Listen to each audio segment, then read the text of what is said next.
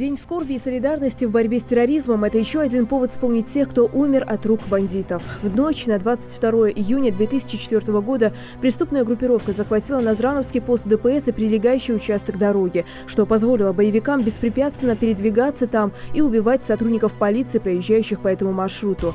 От рук бандитов тогда погибло около 80 человек, более сотни были ранены. Далее группа вооруженных людей буквально оккупировала город, под обстрел попали и мирные жители.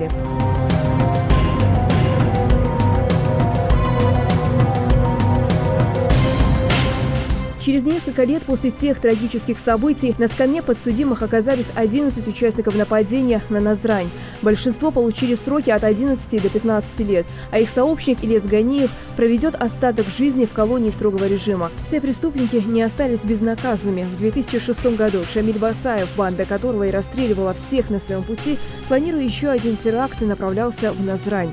Неподалеку от села Айкажево в ходе спецоперации бандит был уничтожен. Тяжелый рок вернулся к нему бумерангом, именно там, где он пролил кровь нескольких десятков ингушей.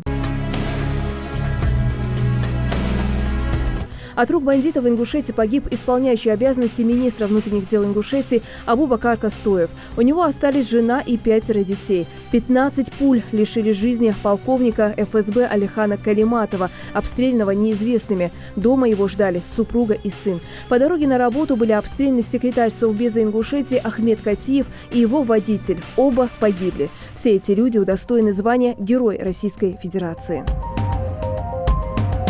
17 августа 2009 года всю страну потрясла еще одна террористическая атака. Около 9 часов утра во дворе городского отдела внутренних дел террористы-смертники на автомобиле «Газель», протаранив ворота, ворвались во двор РОВД республики и привели в действие взрывчатку. В этот день погибли 25 человек и 136 получили ранения различной степени тяжести. Погибших могло быть больше, но благодаря тому, что капитан Нальгиев выиграл время перестрелкой, его сослуживцы смогли занять более выгодные позиции для обороны. Среди погибших были мои друзья, мои коллеги, которым я верил, доверял, которым я мог пойти куда угодно, зная, что эти люди рядом со мной. Я чувствовал себя надежно, но на мгновение ока большая часть этих людей не стала. Позже, 2 марта 2010 года, в ходе спецоперации в Айкажево сотрудниками ФСБ были уничтожены 6 членов незаконных вооруженных формирований, в том числе и Саид Бурятский, организатор того теракта. Спустя 3 года в Сагапшах произошел взрыв во время похоронной процессии, на которую собрались родные, близкие и коллеги погибшего накануне от рук боевиков сотрудника полиции. В результате этого теракта погибло 7 человек, еще 15 получили ранения. В момент взрыва двор Кориговых был полон соболезнующих, а отец погибшего полицейского готовился к чтению заупокойной молитвы. Я вообще представления не имел, что это такое. Потом, когда уже более-менее пришел в себя, понял, что это там очень мощный взрыв был. Люди стояли на намазе, на них мясо живое падало, люди падали в обморок. Совершенно здоровые люди. В ходе спецоперации по обезвреживанию террориста-смертника пострадал и Абубакар Кастоев. Преступник собирался произвести подрыв начиненного взрывчаткой автомобиля в Сунжинском районе. Кастоев, пытаясь защитить товарищей, получил ранение. Указом президента России ему присвоено звание Героя. 6-7 метров от этой машины. Эта машина была от меня.